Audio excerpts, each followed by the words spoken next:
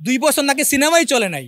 আর টাকলার বাচ্চা রুবেল কয় কার ছবি চলছে না চলছে জানি না, আমার ছবি চলছে। এই বেটা তুই সালমান শাহর যোগ্য? তুই নায়ক হিসাবে রুবেল কি নায়ক? রুবেল তো নায়ক হিসাবে পরেই না, ওই কিসের নায়ক? টাকলা ওই কি সালমান শাহর যোগ্য? আপনারাই বলেন। সালমান শাহ নিয়ে কথা বলে, ওরা তো বড় হই। সালমান শাহ পাওয়ার যোগ্য তো রুবেল না, ওই সালমান শাহ নিয়ে কথা বলে। আমার কাছে খুব কষ্ট লাগে, যে 29 বছর কেটে গেছে, যে এটা এটা এটা একটা হত্যা মামলা, আত্মহত্যা বলে চালিয়ে দিছে 29 বছর টাকার বিনিময়ে। টাকার কাছে প্রশাসন, আগের প্রশাসন যারা ছিল, প্রশাসন বলেন, কোর্ট বলেন, যারা আদালত বলেন, যারাই বলেন, টাকার কাছে বিক্রি হয়েছে 29 বছর। আর এই সরকার আমার কাছে খুব ভালো লাগতেছে, কারণ এই সরকার তো টাকার কাছে মানে টাকা দেওয়াই হবে না। এই প্রশাসন ভালো, এই কোর্ট ভালো, এই জজ ভালো, সব ভালো। আমি আশাবাদী, আমরা যত সালমান ভক্তরা আছে আশাবাদী যে এই সরকার হত্যা বিচার করবেই, কারণ এই সরকারের কাছে আমরা হত্যার বিচার পাবোই, ন্যায় বিচার পাবো ইনশাল্লাহ। লড়বে আমাদের সালমান শাহর তেমন তো আত্মীয় স্বজন দেশে নাই, লড়বে সবাই তো বাহিরে। ওনার ভাই বলেন বাবা ছিল বেছে নেই, বাবা ছিল বেছে নেই, কে লড়বে? মামা আছে, কুমকুম মামা, উনি তো একা মানুষ। নীলা আন্টি আছে লন্ডনে, ছোট ভাই আছে লন্ডনে, ভাইয়া। এখানে তো বসের কোনো লোকজন নাই, দেশে কোনো লোকজন নাই, লড়ার মতো লোকজন নাই, লড়তে হবে যে। আর যারা আমাদের বস সালমান শাহকে হত্যা করেছে তাদের কিন্তু লোকজন আছে, তারা টাকা পয়সা দিয়ে 29 বছর এই হত্যা মামলাটিরে আত্মহত্যা বলে চালিয়ে দিছে। এখন আমরা এই প্রশাসনকে বলবো যে যারা যারা এই দেশে আছে আসামিরা, সামিরা, ডন, হ্যাঁ, তাদের জন্য গ্রেপ্তার করা হয়, দ্রুত গ্রেপ্তার করে আইনে আওতায় এনে রিমান্ডে দেওয়া হোক। বিশেষ করে ডন আছে দেশে, আর সামিরারে এই দইরা আর ডন্ডে দইরা রিমান্ডে দেওয়া হোক। দেখবেন তত্ত্ব সব বাইরে যাবোগা, কেমনে আমরা সালমান শাহকে হত্যা করছে, সব বাইরে যাবোগা। আমরা চাই হত্যার বদলা ফাঁসি।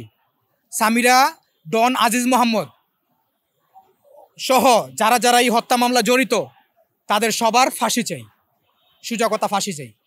সামিরা তো খারাপ মেয়ে, সামিরা অবশ্যই 100% 100% খারাপ মেয়ে।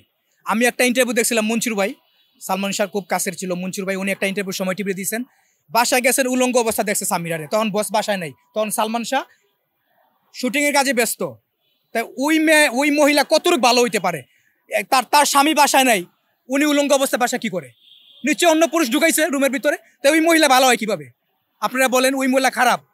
ওনার তো ভাগ্য বলো আমাদের সালমান শাহর মতো একজন স্বামী পাইছিল।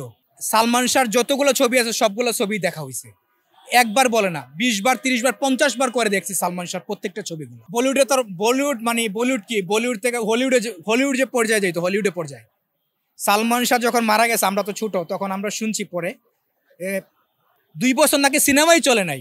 আর টাকলার বাচ্চা রুবেল কয় কার ছবি চলছে না চলছে জানি না, আমার ছবি চলছে। এই বেটা তুই সালমান শাহর যোগ্য? তুই নায়ক হিসাবে রুবেল কি নায়ক? রুবেল তো নায়ক হিসাবে পরেই না, ওই কিসের নায়ক? টাকলা ওই কি সালমান শাহর যোগ্য? আপনারাই বলেন। সালমান শাহ নিয়ে কথা বলে, ওরা তো বড় হই। সালমান শাহ পাওয়ার যোগ্য তো রুবেল না, ওই সালমান শাহ নিয়ে কথা বলে। সালমান শাহ বাংলাদেশের সবচেয়ে বড় সুপারস্টার নায়ক, সবচেয়ে সুদর্শন পুরুষ, সবচেয়ে হ্যান্ডসাম, সবচেয়ে স্টাইলম্যান, যারে বলে স্টাইল। বাংলাদেশে যে স্টাইল আনছে সেই হলো সালমান শাহ। এখনকার দেখেন শাকিব খান বর্তমানে সুপারস্টার না, তো শাকিব খান সালমান শাহরে ফলো করছে। সালমান শাহ ছবি দেখছে যখন ক্লাস 5-এ পড়ে, তখন সালমান শাহ ছবি হলে গিয়ে দেখছে, সালমান শাহ স্টাইল ফলো করে, এখনো সালমান শাহকে ফলো করে। এমন কোন নায়ক আছে বলিউডে তারা করা হতো, সালমান শাহরে ফলো করে? সালমান শাহের মতো নায়ক বাংলাদেশে যদি এখন পর্যন্ত থাকতো, তাহলে বাংলা ফিল্ম ইন্ডাস্ট্রি কোথায় যেত আপনিই বলেন? আমার তো মনে হয় হলিউডের পর্যায়ে বাংলা ফিল্ম ইন্ডাস্ট্রি যেত। তোমাকে চাই, শুধু তোমাকে চাই, আর কিছু জীবনে পাই বা না পাই। তোমাকে চাই, শুধু তোমাকে চাই, আর কিছু জীবনে পাই বা না পাই।